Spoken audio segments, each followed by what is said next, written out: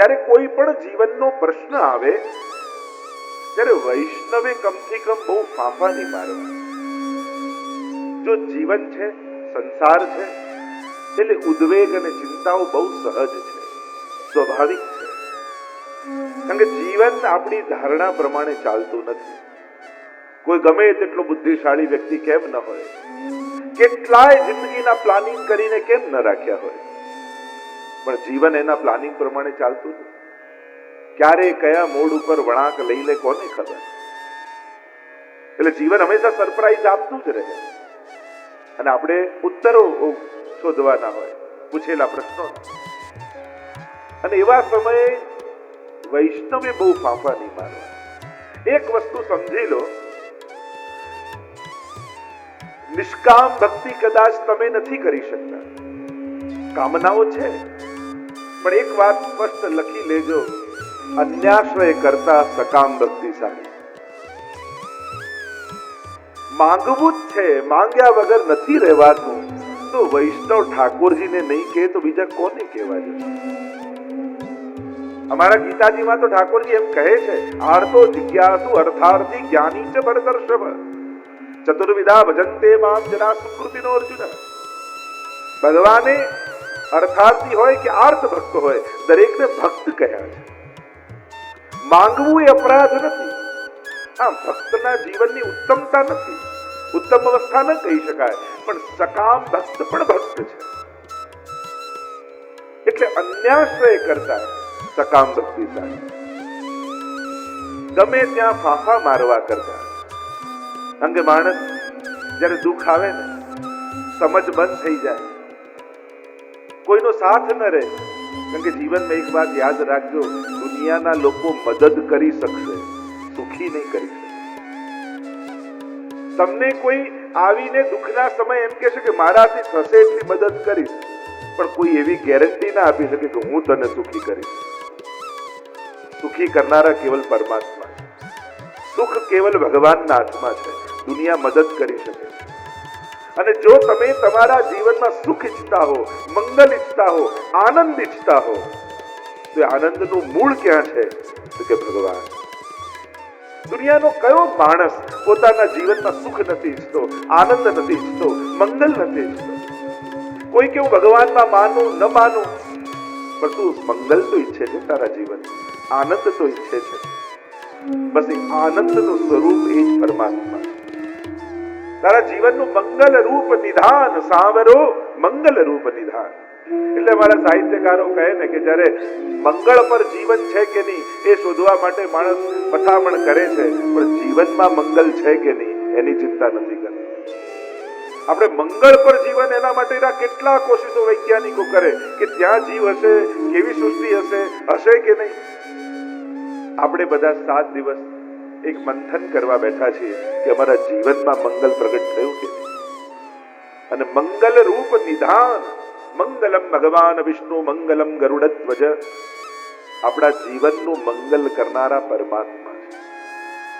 અને એટલા માટે એક વસ્તુ સમજી લો, તમે જીવનમાં ગમે તેટલા પાપ કર્યા હોય, ગમે તેવું ઘોર અજ્ઞાન હોય, પણ ભગવાન પાસે જવાનો યા ભગવાન માટે કાર્ય કરવાનો અવસર જીવનમાં મળે ને, ત્યારે પોતાના અપરાધ યા પોતાના અજ્ઞાનનો વિચાર કરીને અટકી ન જતા.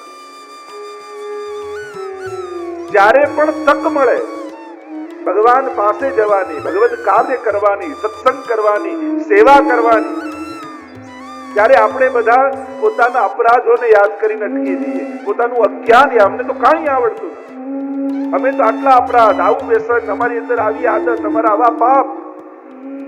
કારણ કે એક વસ્તુ યાદ રાખજો, પાપમાંથી મુક્ત કરનારું કોઈ હોય તે પરમાત્મા સિવાય બીજું કોઈ નથી.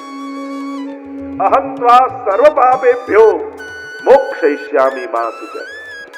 ગીતાજીમાં ભગવાન જાણે 2 હાથ 2 બાહુ ફેલાવીને આમંત્રિત કરે છે.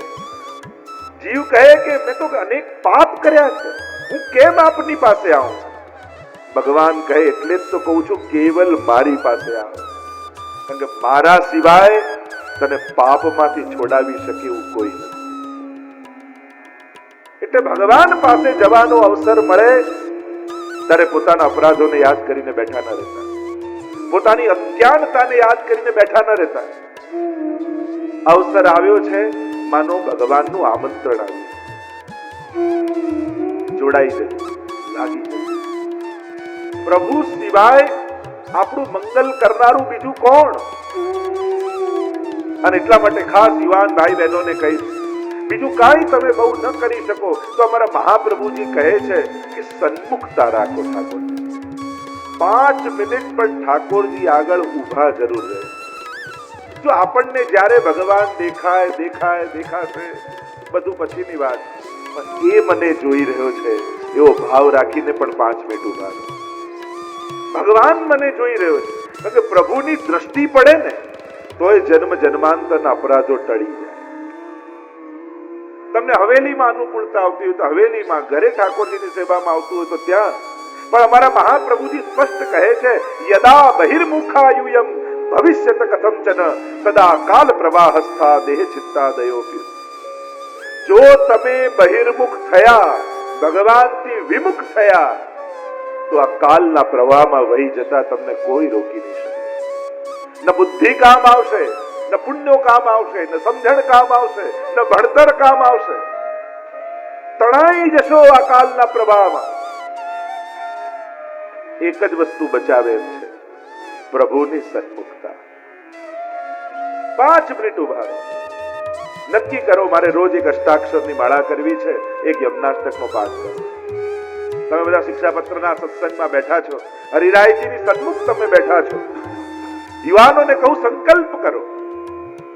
કારણ કે અત્યારના સમયમાં કોઈ બચાવી શકે એમ હોય, સૌભાગ્ય આપનારું કોઈ તત્વ હોય, તે ભગવદ આશ્રય છે. નિયમ બનાવો. 10 મિનિટ એ રીતે ઉભા રહો કે ભગવાન મને જોઈ રહ્યો છે. અને પ્રભુની દ્રષ્ટિ જેના પર પડે ને એના અમંગલનો નાશ થઈ જતો હોય.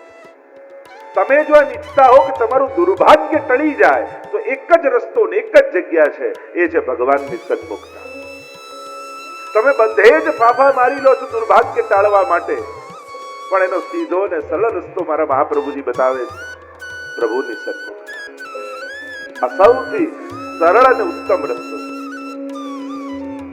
આપણા ઘરે ઠાકોરજી બિરાજ્યા છે. અરે તમારા ઘરે કોઈ 2 દિવસ માટે મહેમાન આવ્યું હોય ને, અને તમે એને જોયા વગર નીકળી જાઓ ઓફિસે, તો એને ખોટું લાગી જાય. અરે એના ઘરે રહેવા આવ્યા, અમને જોતાય નથી.